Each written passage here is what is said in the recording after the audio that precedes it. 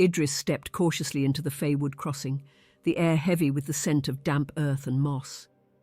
The towering trees, gnarled and ancient, formed a canopy so thick that only slivers of moonlight broke through. A creeping unease settled over him, as though the forest itself watched with dark intent. His goal was simple in theory: find the cursed druid who had cast a shadow over the land. But nothing in Feywood was ever as it seemed. His companions, Lira and Garrick, followed closely behind, both seasoned in navigating the dangers of the supernatural. They had all heard the rumours, tales of the Feywood's curse, of a druid who had once wielded incredible power but had fallen to darkness. The curse had twisted the forest into a maze of deceptions, where the trees whispered secrets and the ground swallowed the unwary. Idris knew that those who entered Feywood Crossing rarely returned, and those who did were never the same. Lira's sharp eyes scanned the shadows while Garrick, ever the warrior, kept his hand on the hilt of his sword. As they ventured deeper, the oppressive silence of the forest weighed on them, broken only by the occasional rustling of leaves or distant calls of unseen creatures. The path beneath their feet seemed to shift when they weren't looking, almost guiding them deeper into the heart of the curse. Lira whispered, "We're not alone." Idris nodded grimly. The Feywood Crossing wasn't just cursed, it was alive, and it did not welcome visitors. Their journey to the crossing had been harrowing, but nothing compared to the feeling of stepping into the cursed domain. Idris could feel the magic in the air, thick and old, like the breath of an ancient being. As they approached a clearing, the moonlight revealed a circle of standing stones, likely a remnant of an ancient ritual site. Garrick muttered under his breath, recognizing the place as one of dark power. "This is where it started," he said.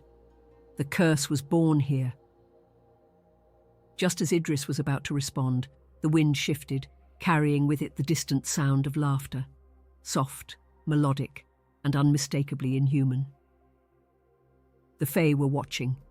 The crossing had begun, and they were no longer merely travellers in a cursed forest. They were pawns in a game far older than they could comprehend. The deeper they ventured into the forest, the more disorienting the landscape became. Paths that once seemed familiar now twisted into mazes, and the distant sounds of running water would appear and disappear in an instant. Idris stopped, sensing a shift in the magic around them. The Feywood Crossing wasn't just leading them, it was toying with them. Lira stepped forward, her eyes glowing faintly as she channeled her magic to sense their surroundings. "It's changing," she whispered. "The forest is alive and it's watching us." As the three companions pressed on, the temperature dropped, and strange mists began to rise from the ground, swirling around their legs. Garrick cursed under his breath, his grip tightening on his sword. "This isn't natural," he muttered, but Idris knew better. This was the work of the Fae, manipulating the environment to break their resolve. They had to stay focused or risk being consumed by the curse. In the distance, a faint light appeared, flickering like a beacon in the dark. The light led them to a rickety wooden bridge that spanned a deep chasm. Idris could feel the pulse of magic in the air, the kind that sent shivers down his spine. "It's a trap," Lira said, her voice filled with certainty. "But it's the only way forward." Garrick stepped forward without hesitation, testing the first plank with his boot. "We don't have a choice," he grunted, motioning for them to follow. The bridge creaked under their weight, and below the chasm seemed to stretch into endless darkness. Halfway across, the wind picked up, howling through the trees and shaking the bridge violently. Idris reached out, grabbing the rope for balance as the entire structure swayed dangerously. The faint laughter of the Fae echoed through the night air, mocking them from the shadows. Lyra's magic flared, and a protective aura enveloped them just as the ropes began to snap. "Run!" she shouted, and the three of them sprinted for the other side, the bridge collapsing behind them with each step. Breathless and shaken, they collapsed on the other side of the chasm, the wreckage of the bridge falling into the abyss behind them. Idris glanced at his companions, both of them pale and exhausted. They had survived, barely. But as Idris caught his breath, the ground beneath him rumbled. The forest was far from done with them, and the curse was tightening its grip. As they pressed deeper into the forest, the oppressive atmosphere only grew worse. The Feywood seemed to close in around them, the trees moving as if alive. Idris could feel the weight of the curse bearing down on them, and every step felt heavier. Lira's magic flared in response, but even her powers seemed weaker here, as if the very air was draining her strength. Garrick led the way, his sword drawn, but his usual confidence had begun to waver. Suddenly, the forest opened up, revealing a massive ancient tree, its bark twisted and blackened as if burned by some dark force. At its base sat a figure draped in ragged robes, motionless and obscured by shadows. "The druid," Idris whispered, realizing they had finally reached the heart of the curse. But something was wrong. The figure didn't stir, didn't even seem aware of their presence.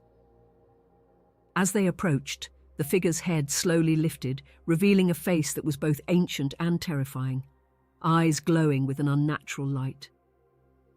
"You should not have come here," the druid rasped, their voice echoing through the clearing. The ground trembled, and the trees groaned in response. Idris felt the magic surge around them, a power far beyond anything they had encountered before. The druid raised a gnarled hand, and the very forest itself seemed to come alive.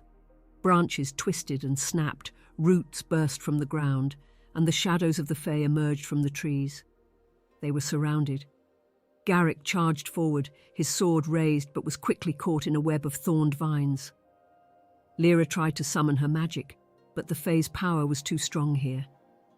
The druids smiled, their eyes locking onto Idris.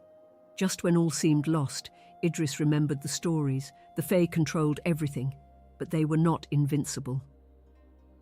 He reached into his cloak and pulled out an ancient charm, a relic passed down through generations. It was the only thing that could disrupt the Fey's hold. The druid's smile faded as Idris held the charm high. With a blinding flash, the power of the Feywood faltered, and for the first time the curse seemed to weaken. The bright light from the charm pulsed through the clearing, pushing back the Fey's influence. The druid staggered, their once confident expression faltering as the forest's grip loosened. Garrick broke free from the vines, panting as he rejoined Idris and Lira. The oppressive weight of the curse began to lift, but Idris knew their victory was not yet assured. The Fey were still out there, watching, waiting. "It's not over," Lira warned, her voice strained as she struggled to keep her magical defenses intact. The charm had disrupted the Fey's hold, but the ancient magic of the crossing was not so easily undone. The ground beneath their feet trembled once more, and the druid's voice echoed through the trees. "Fools!" they hissed. "You think you can break the curse? It was never mine to control." The forest around them began to shift again, the trees twisting and contorting into grotesque shapes. "It's the Fey," Idris realized, his heart sinking. They've been pulling the strings all along. The druid was nothing more than a puppet, a conduit for the true power lurking within the Feywood. Idris tightened his grip on the charm, knowing that their only chance was to sever the connection between the druid and the Fey. As the forest closed in around them, Idris and Lira worked together, combining their magic to channel the charm's power. The ground split open beneath the druid, revealing a glowing rift filled with ancient runes.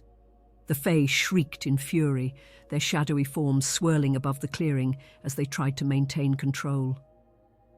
Garrick stood guard, fending off the remaining vines as they lashed out in desperation. With one final surge of energy, Idris plunged the charm into the rift, releasing a blinding light that consumed the druid and severed the Fey's hold on the crossing. The forest trembled violently before falling eerily silent. The curse was broken, or so they thought. As the dust settled, Idris couldn't shake the feeling that something had been left behind, something watching from the shadows.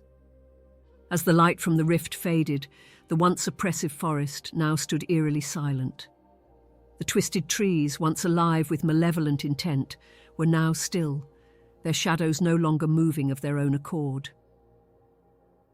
Idris, Lira and Garrick stood in the clearing, their breaths heavy as they took in the scene. The druid had been consumed by the power of the charm, and the Fae had retreated into the depths of the forest. It seemed as though the curse had been broken, and yet Idris couldn't shake the feeling of being watched. Lira approached the rift, cautiously inspecting the ancient runes that had once held the Fae's power. "The connection is severed," she said, her voice soft but uncertain. "But something remains." The forest no longer felt hostile, but there was still a presence lingering, something far older and more cunning than they had realized. Idris's grip on the charm tightened as he scanned the tree line, searching for any sign of the Fae. "We've stopped the curse," Garrick said, his voice filled with relief as he sheathed his sword. But even he seemed wary of the unnatural silence. "For now," Idris replied, his eyes narrowing.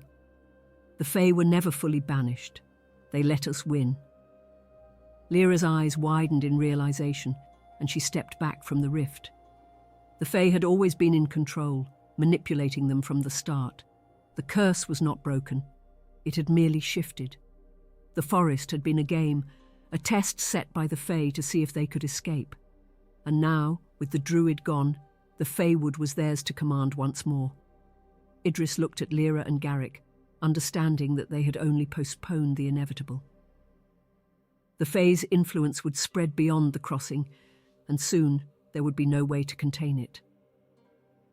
As they left the forest, Idris glanced back one final time. In the distance, a raven perched on a branch, watching them with gleaming eyes. The Feywood Crossing would remain, its true power hidden beneath layers of deception. The curse had never been about the druid, it had always been about the Fae. And now, Idris knew, they would never truly be free.